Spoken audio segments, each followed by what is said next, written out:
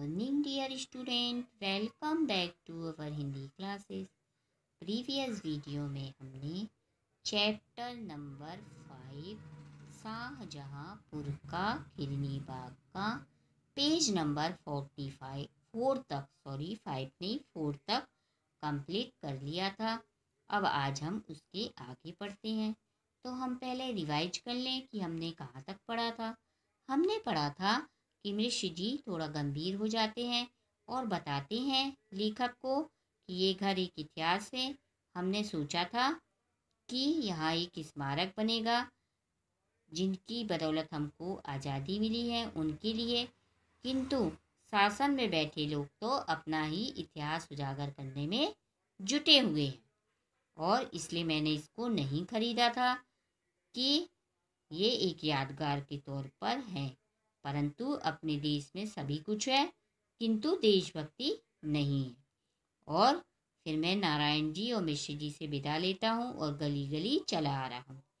आता हूँ तो देखता हूँ सड़क के बाईं तरफ एक वयोवृद्ध वैद्य जी का घर है और जो आराम कुर्सी पे बैठे हैं और अलमारी में क्या रखी है दवाइयाँ, और एक व्यक्ति बोरा बिछाए ईमान दस्ते पे जड़ी बूटियों को कूट रहा है।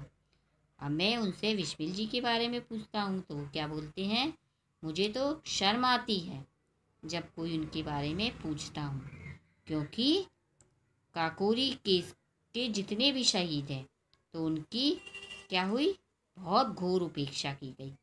और वो बताते हैं कि देखो विस्मिल जी की प्रतिमा की दुर्दशा, ये मेरे को देखी नहीं जाती। वो इशारा करके प्रतिमा को बताते हैं।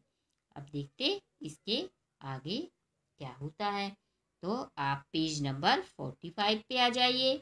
चैप्टर नंबर 5 शाहजहांपुर का खिलनी बाग। किससे कहा जाए, वो कहते हैं वैद्य जी किससे कहा जाए, कोई तो सुनने वाला नहीं है। कोई सुनने वाला नहीं, किससे कहें। उनकी माता जी तो आज़ादी की बाद तक जीवित रहीं किंतु किसी ने उनकी खोज खबर नहीं ली। यानी उनकी माँ तो जिंदा थी परंतु कोई ने उनकी यानी पूछा तक नहीं, कोई ने देखा तक नहीं कि वो कैसी हैं। विस्मिल की माता जी ने ही तो उन्हें ऐसा गढ़ा था कि वे देश के लिए कुर्बान हो गए। यानी उन्होंने गढ़ा था यानी बनाया था कि वो देश के लिए कुर्बान हो गए, मर मिट गए। माता जी के द्वारा दिए गए 125 रुपये से ये उन्होंने ग्वालियर में टोपीदार 5 फायर वाला रिवाल्वर खरीदा था। यहीं गर्रा नदी के किनारे ही तो वे अभ्यास करते थे। लखनऊ कांग्रेस में जाने के लिए माता जी ने ही उन्हें पिताजी के विरोध के बावजूद रुपए दिए थे। यानी वो क्या बताते हैं वैद्य जी कि उनकी माँ ने ही तो उन्हें इतना अच्छा बनाया कि वो देश के लिए कुर्बान हो गए यानी मर मिट गए, और उनकी माता जी ने ही 125 रुपये दिए थे।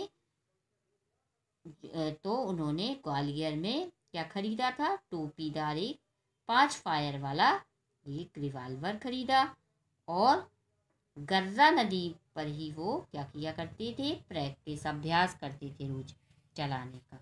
और लखनऊ कांग्रेस में जब वो भर्ती हुए तो माता जी ने क्या किया था, पिता ने से विरोध करके, पिताजी उनके विरोध कर रहे थे, इसके बाद भी उनने उनको रुपए दिए थे जाने के लिए। तो ऐसी वंदनी जननी की तो स्वतंत्रता के बाद पूजा होनी चाहिए थी किंतु वे उपेक्षा के गर्त में पड़ी रहीं। कोई और मुल्क होता तो उन्हें आदर से सम्मान से पाट दिया जाता, किंतु हम तो सच में कृतज्ञ निकले। यानी क्या बोल रहे हैं वो कि ऐसी माँ जिन तो पूजनी थी, जो वंदनी थी हमारे लिए, उनकी क्या हुई, वो उनकी कोई ने सुध ली, पूजा तो दूर की बात है, कोई ने उनकी खबर तक नहीं ली और वे उपेक्षा होती रही, उनकी उपेक्षा की धूल में वो पड़ी रही। और कोई देश होता तो उनका बहुत आदर होता, और सम्मान से उनको पूरा ढक दिया जाता, पाट दिया जाता, यानी ढक दिया जाता।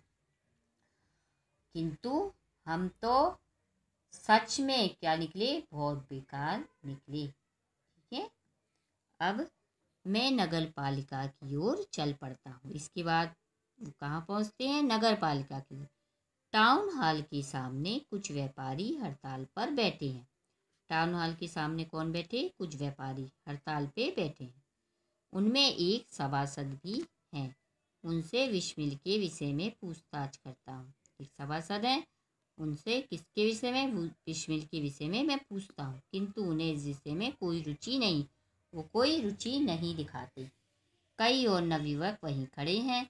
बातचीत करने पर पता चलता है कि विस्मिल का जन्म स्थान तक नहीं जानते। जब मैंने उनसे बात की तो वे विस्मिल जी का जन्म स्थान तक नहीं जानते। ठीक है, अब आगे देखते हैं। इसी परिसर में टाउन हॉल के सामने विस्मिल की प्रतिमा और के पास अशफाकुल्ला, रोशन सिंह और प्रेम कृष्ण खन्ना की प्रतिमाएं भी लगी हैं। इन रंगी चुंगी प्रतिमाओं का रखरखाव अच्छा है, यही शहीद द्वार भी है। यानी कि उनके साथ अशफाकुल्ला, रोशन सिंह और प्रेम कृष्ण खन्ना और भी कई प्रतिमा लगी है, और इन प्रतिमाओं का रखरखाव बहुत अच्छा है, और यहीं पर शहीद द्वार भी है। फिर घूमता घूमता लाई चना कुटकता में कहाँ पहुँचता हूँ, नगर की चौड़ी धचकोलेदार सड़क पर रिक्शे पर चला जा रहा हूँ।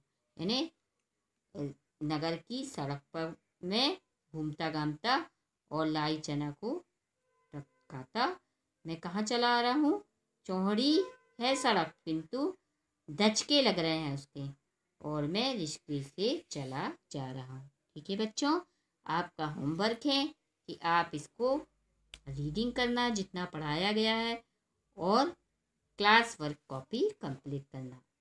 नेक्स्ट वीडियो में हम आपसे फिर मिलेंगे, तब तक के लिए टेक केयर।